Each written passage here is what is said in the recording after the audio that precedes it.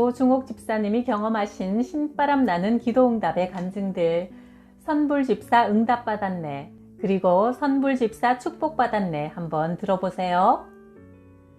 오미숙 집사님이 내게 기도 부탁을 하셨다. 안양에 집을 샀는데 여기 살고 있던 집이 빨리 안 팔려서 전세로 놓고 가야 할지 고민이에요. 집이라는 것이 갑자기 팔리는 것이 아니기 때문에 우리는 한 끼씩 금식하며 20일 작정기도에 들어갔다. 10일째 되는 날 새벽 기도를 하는데 오집사 내 집이 팔렸다고 하나님께서 음성을 들려주셨다. 그래서 아침 일찍 전화해서 물어보았다. 집사님, 집 팔렸어요? 아유, 조 권사님, 그걸 어떻게 하셨어요? 어제 저녁에 급히 계약이 되었는데 제가 너무 경황이 없어서 미처 전화를 못 드렸네요. 권사님 함께 기도해 주셔서 정말 감사해요. 이렇게 기도응답을 받으니 너무나 신나요. 오집사는 원했던 가격에 집을 팔게 되어 기뻐 어쩔 줄 몰랐다. 제가 권사님께도 근사한 식사 대접을 하고 하나님께도 감사헌금 드릴 거예요.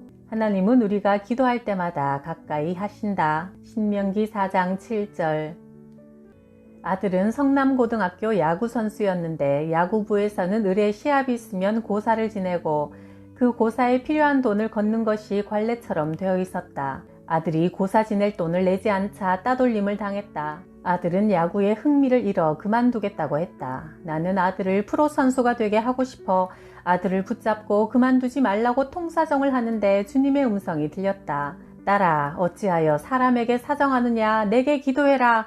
그래서 다니고 있던 서남교회 기도실에 가서 매일 기도하니 이런 마음을 주셨다. 프로 선수에게는 주일이 없다. 남이 쉬는 날 그들을 즐겁게 해주는 게 직업이니 주일날 더 바쁘게 일해야 한다. 아들은 야구를 그만두고 체육교사 자격증을 땄다. 기도하면 하나님은 가장 좋은 응답을 주신다. 내 아들이 초등학교 1학년 때 손등에 물사마귀가 많이 났다. 어느 날 사라지겠지 하고 나는 별 신경을 쓰지 않았지만 아들은 아주 거슬렸던 모양이다. 엄마, 이거 징그러워. 어떻게 없애? 수술해야 돼? 조금 있으면 저절로 없어질 거야. 안 돼. 친구들이 놀린단 말이야.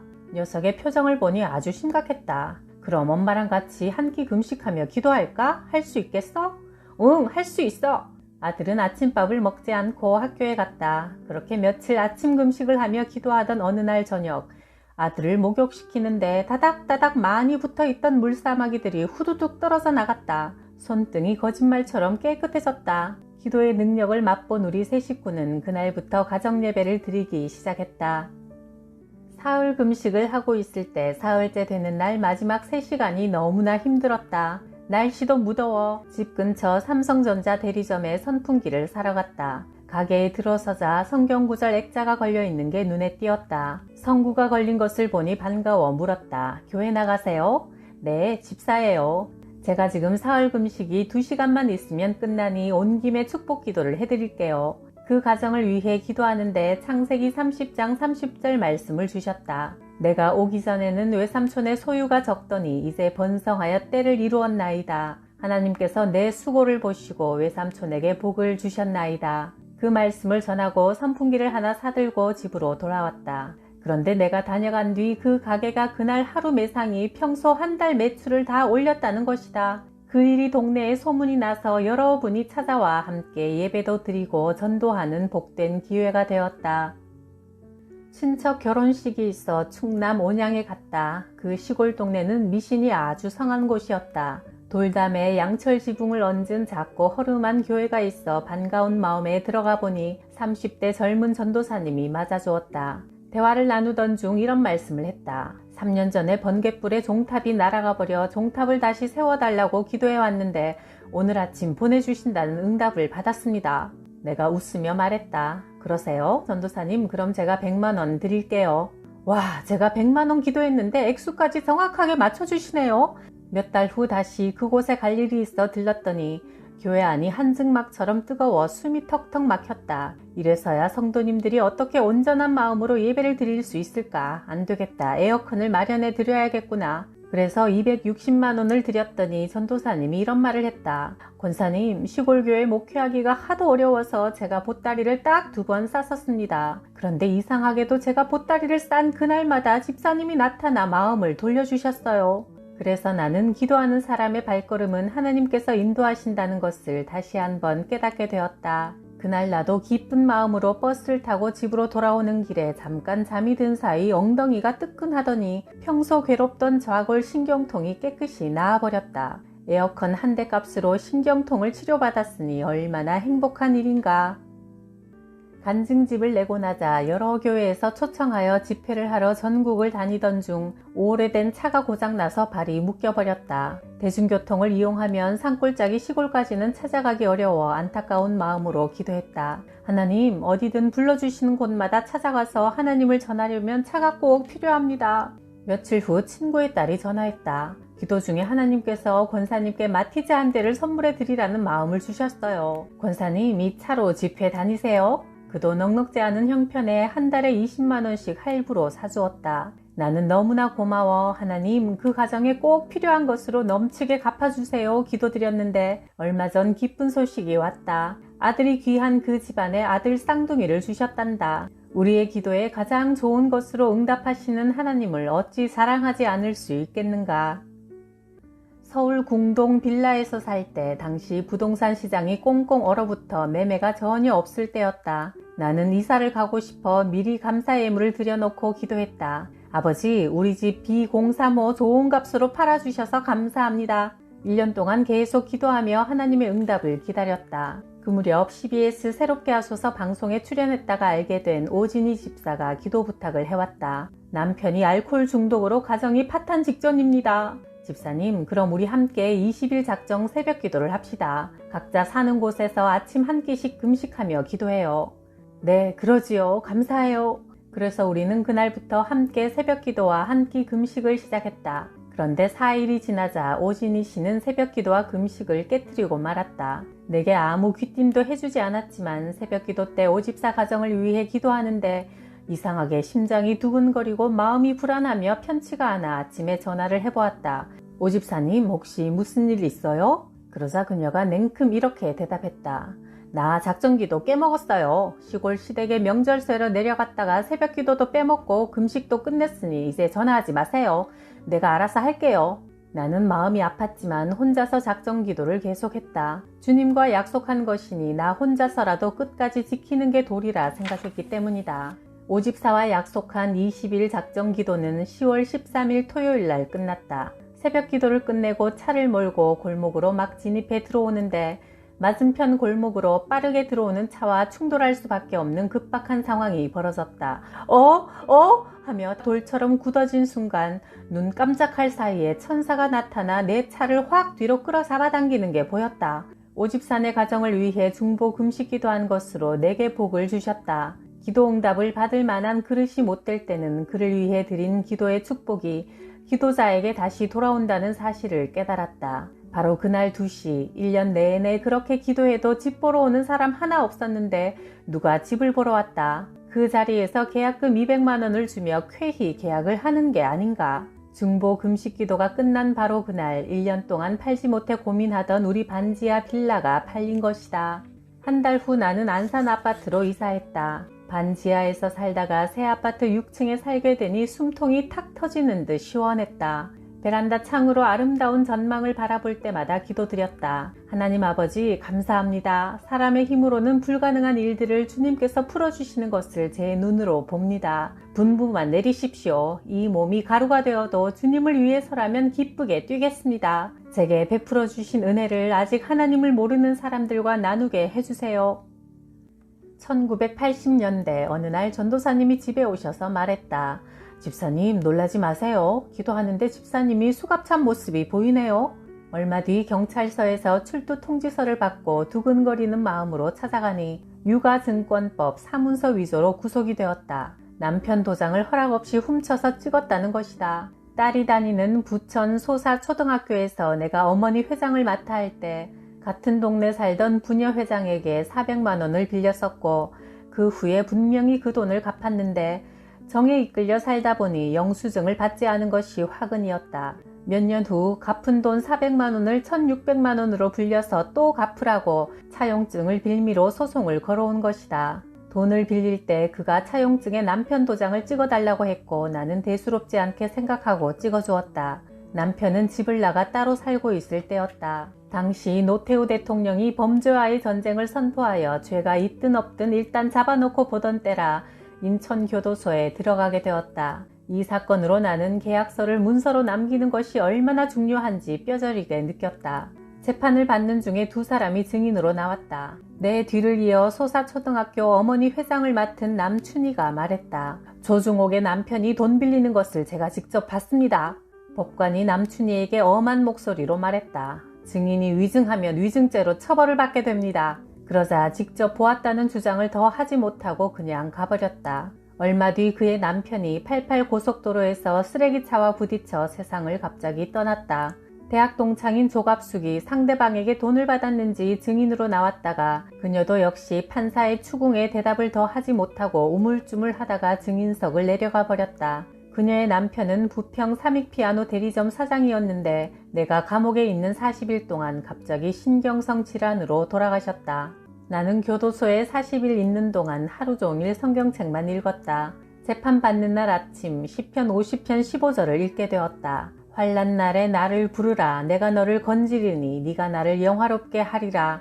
나는 방 안에 있는 사람들에게 담대하게 말했다. 저 오늘 나가요. 제가 사용하던 물건들 이제 필요 없으니까 다 나눠 가지세요. 그러자 사람들이 고개를 갸우뚱거리며 물었다. 재판도 받기 전에 어떻게 알아요? 참 이상한 여자네. 내가 믿는 하나님이 오늘 내보내주신다고 말씀하셨어요. 오전 10시에 열린 재판에서 판사는 내게 석방 판결을 내렸다. 재판을 끝내고 오후 1시쯤 돌아와서 나 오늘 저녁에 나갑니다 하자 모두들 아침에 내가 말한 대로 된 것에 깜짝 놀랐다. 어머, 어떻게 그걸 미리 알았어요? 누가 연락을 해주었나요? 하나님이 살아계셔서 기도하는 자에게는 중요한 일을 미리 알려주신답니다. 여러분도 앞으로는 하나님을 의지하고 사세요. 그러면 이보다 더 놀라운 일들을 보게 되실 겁니다. 나는 전도하고 승리자로 감옥에서 나왔다. 부천 소사동에 살 때 집 근처 광문교회에서 매일 밤 40일 작정 철야 기도를 하러 가는데 기도하고 있으면 무엇이 와서 탁 때리고 머리카락을 확 잡아채곤 했다.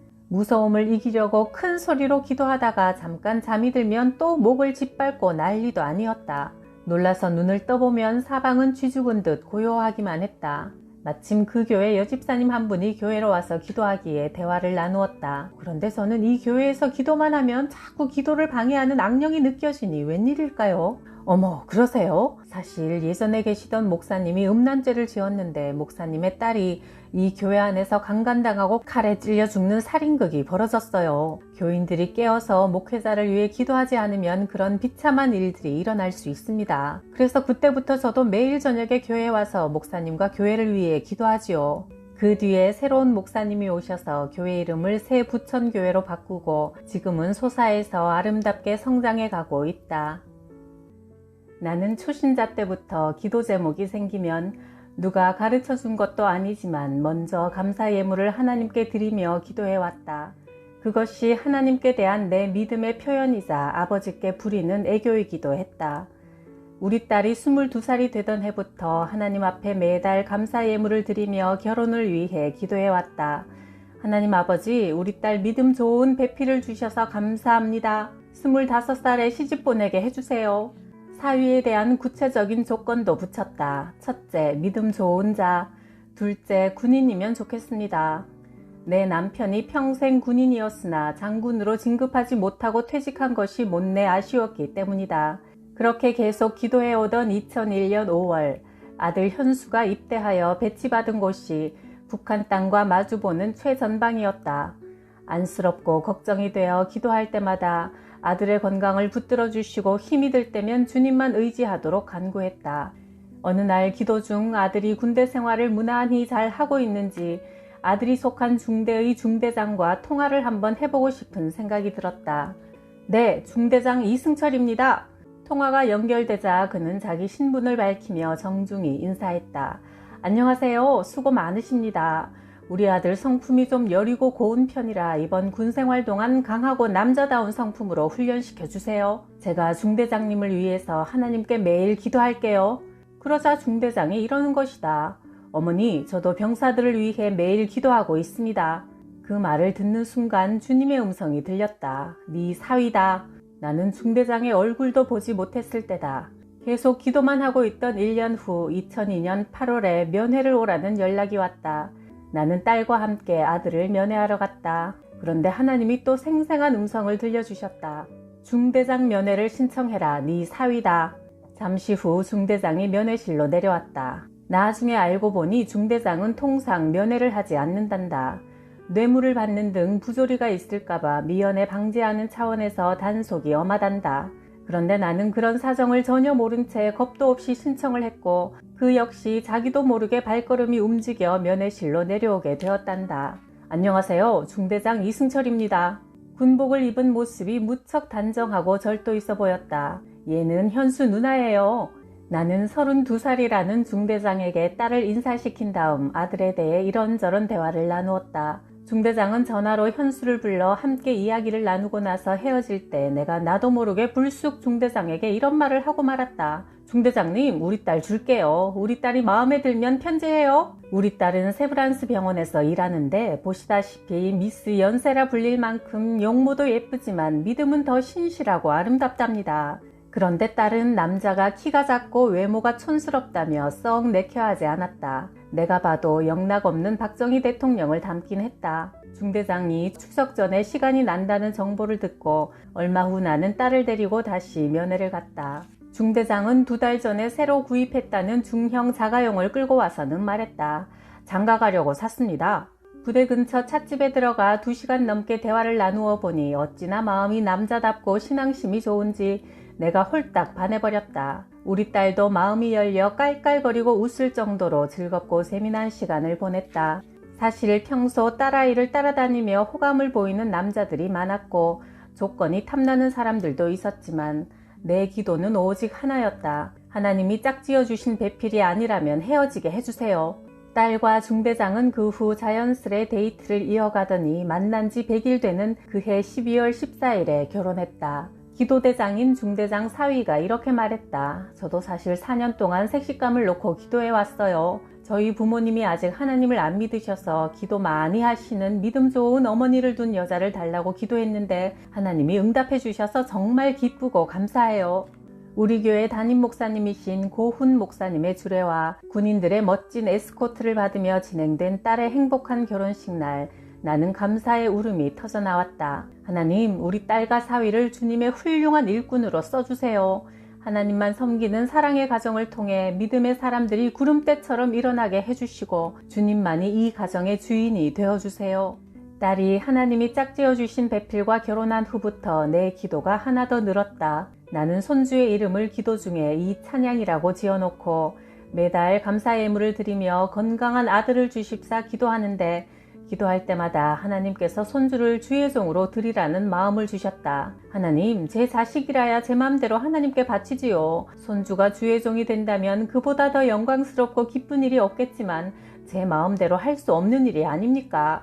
어느 날 사위에게 그 말을 전하자 사위가 이런 말을 했다. 네, 어머니, 저도 알고 있습니다. 저도 아들을 주시면 주의 종으로 바치겠다고 기도하고 있어요. 어찌 이런 아름다운 믿음의 청년이 내 사위가 되었단 말인가?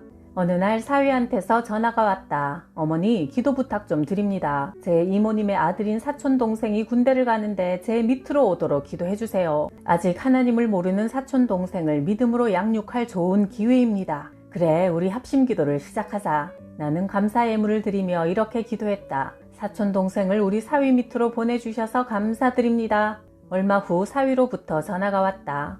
어머니, 서울 시흥 출신 아이들은 다 논산 훈련소로 갔는데 사촌 동생 하나만 우리 중대가 속해 있는 백이 보충대 훈련병으로 왔습니다. 그래, 알았다. 더 기도하자. 얼마 후 또 전화가 왔다. 어머니, 우리 사단으로 왔어요. 얼마 후 다시 연락이 왔다. 어머니, 연대에 왔습니다. 또 얼마 있다가 연락이 왔다. 어머니, 우리 중대에 왔습니다. 사위의 중대에 딱 3명이 배치되어 왔는데 그중 한 사람이 예수를 잘 믿는 청년이었다. 그 믿음 좋은 청년이 믿음 없는 동기생 둘을 이끌고 주일마다 교회로 갔고 몇 달이 흐르자 지금은 사촌 동생을 포함한 3사람이 다 군대교회의 찬양단에 앉아 하나님을 찬양한다. 하나님은 사위와 장모의 합심 기도에 이토록 멋지게 응답해 주셨다. 딸이 고3 때 내게 말했다. 엄마, 삼풍백화점이 월급을 엄청나게 많이 준대. 나 거기 취직할 거야.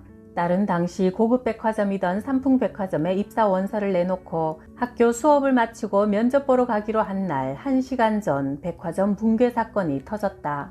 딸은 그 후 애경백화점에 알바를 나갔는데 거기서 만난 친구가 세브란스 병원 입사 원서 2장을 가져왔다. 둘이 같이 응모했는데 원서 사온 친구는 불합격하고 우리 딸만 합격이 되었다. 딸이 세브란스에 입사한 지 얼마 후 종합검사 가족 티켓이 나왔다. 부모는 50% 할인이 되었다. 엄마, 이번 기회에 종합검사 한번 해봐요.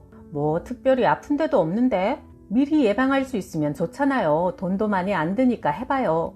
그때 사실 내 몸이 자꾸 말라가던 중이었고 평소 건장하던 몸에서 살이 쪽쪽 빠지니 나는 오히려 즐거웠다. 그런데 왠지 자꾸 속에서 불이 올라오고 덥고 목이 말라 밤마다 1.5리터짜리 콜라 한 병을 다 마셨다.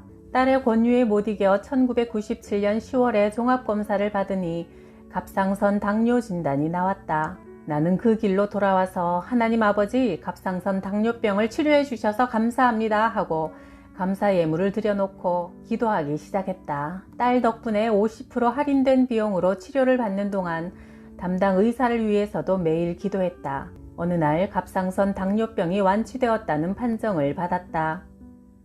1978년 군인이던 남편이 통신유선 중대장을 맡고 있을 때 대대장 사모님이 나만 보면 교회 같이 갑시다 하고 권했다.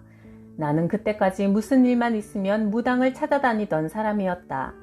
남편의 상관 부인이니까 잘 보이면 진급에 도움이 될 거야 하는 얄팍한 계산으로 교회에 따라간 그날 밤 사탄이 가만히 있지 않았다. 남편은 평소 아주 점잖은 신사인데 그날 저녁 남편에게 빗자루로 머리통을 어찌나 세게 얻어맞았는지 한밤중에 군의관이 마취도 안하고 7바늘이나 꿰맸다. 그때 너무나 놀라 다시는 예수 안 믿겠다고 결심하고 교회에 발을 뚝 끊었다. 1년 뒤 1979년 갑자기 박정희 대통령이 서거하고 전두환 시대가 되면서 남편은 옷을 벗어야 했다. 나는 눈앞이 캄캄해졌다. 앞으로 사회에서 무슨 일을 하며 우리 가족이 살아가지? 주위를 봐도 오랫동안 군생활 하신 분들이 전역해 사회에서 생활할 때 잘 적응하지 못하고 실패하는 경우를 많이 보았기 때문에 나는 마음이 까마득한 절벽 앞에 서 있는 듯 불안했다.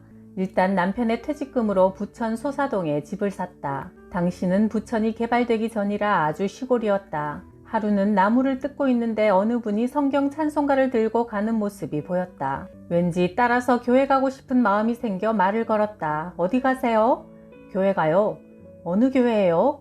부광교회요. 그는 짧게 대답만 하고는 가버렸다. 만약 그때 그분이 좀 더 힘있게 나를 전도했더라면 얼마나 좋았을까. 내 마음이 안정되지 못할 때, 어디엔가 의지하고 싶을 때 나를 교회로 끌어줄 손길을 은근히 기다렸지만 아무도 나를 강력히 끌어당겨주는 사람이 없었다. 그러던 어느 날 딸 유선이가 6살이었는데 하루는 유치원에 갔다 와서 잠시 낮잠을 자고 일어나더니 심각한 얼굴로 이상한 말을 했다. 엄마, 나 있잖아. 하나님 만났어. 하나님? 하나님이 누군데? 응, 하얀 옷을 입고 양쪽 어깨에 날개가 달려 있었어. 우리는 하나님 믿지 않으면 죽어. 엄마, 얼른 부광교회에 가자. 그날은 마침 수요일이었고 장대 같은 비가 쭉쭉 쏟아지고 있었다. 유선아, 비가 너무 많이 오잖아. 그러니 나중에 비 그치면 가자, 응? 평소 때를 쓰지 않는 순한 아이가 통곡을 하고 울면서 다리를 뻗대고 고집을 피웠다. 지금 가야 돼. 우리는 교회 가야 돼요. 내가 빨리 일어서지 않자 유선이는 다리를 동동 굴러가며 울어댔다. 부광교회를 어찌 알았는지 교회 이름까지 말하며 울어대니 나는 아이의 손을 잡고 집을 나섰다. 우리를 기다린 듯 수요 예배가 막 시작되었고 진봉길 목사님의 설교 말씀을 듣자 내 마음에 믿음이 생겼다. 예수님이 나를 위해 십자가 위에서 물과 피를 다 흘리고 돌아가셨다는 사실이 믿어지니 얼마나 감사하고 행복한지 초신자 때부터 나는 주님께 자꾸만 무엇을 드리고 싶은 마음이 컸다. 한 번은 교회에 기도하러 갔더니 목사님 사택에 빨래가 산더미같이 쌓여 있었다. 목사님이 딸이 5인데 사모님은 신방 다니시느라 바쁘고 어려운 개척교회라 세탁기도 없으니 아이들 빨랫감이 쌓여 있는 것이다. 나는 당시 남편이 퇴직 후 8개월째 놀고 있어 돈이 없었지만 어떻게든 마련해서 목사님 댁에 기쁘게 세탁기를 놓아드렸다. 그리고 나서 얼마 후 남편이 현재 대우통신인 대한전선에 입사하게 되었다. 승진도 놀랍도록 빨라서 1년 후 과장이 되었다. 11조도 신나게 정성껏 들였다. 그런데 보너스가 나오는 첫 달부터 도저히 아까워서 못 드리겠다는 마음이 들었다. 에이, 월급에서 11조 드렸으면 됐지 보너스인데 어때? 하고는 떼어먹고 말았다. 그랬더니 당장 그 다음 달 보너스부터는 내 손에 현금으로 들어오지 않고 3년짜리 증권으로 묶여버리고 말았다. 프로야구 쌍방울팀 전일수 선수의 아내가 초등학교 교사인데 그녀가 고3 때 그 어머니가 부천에서 이웃으로 나와 사이좋게 살아서 어느 날 기도 부탁을 해왔다. 우리 딸이 이번에 대학에 가는데 인천교대는 실력이 좀 부족해 춘천교대에 지원하려고 해요. 집사님 기도 좀 해주세요. 기도를 부탁한 분들의 기대를 저버릴 수 없으니 열심히 산에 기도하러 가서 중보기도를 해드렸다. 주님, 그 딸이 춘천교대 합격하여 아이들에게 하나님의 사랑을 전하는 믿음의 교사가 되게 해주소서. 그렇게 간절히 기도드리던 어느 날 아침, 나는 그날이 수능 시험날인 줄도 까맣게 잊어버리고 무릎을 꿇고 앉아 기도하는데 주님이 답안지를 쓱쓱 써내려 가시는 모습이 환상으로 보였다. 야, 합격이로구나. 나는 마음에 분명한 확신을 갖고 그 자리에서 바로 집사님에게 전화를 걸었다. 집사님, 따님이 춘천교대 합격했습니다. 내 마음에는 한치의 의심도 없었다. 얼마 후 춘천교대 합격 발표가 났는데 집사님의 딸은 장학생으로 합격했고 지금은 인천 지역 초등학교의 교사로 재직 중이다.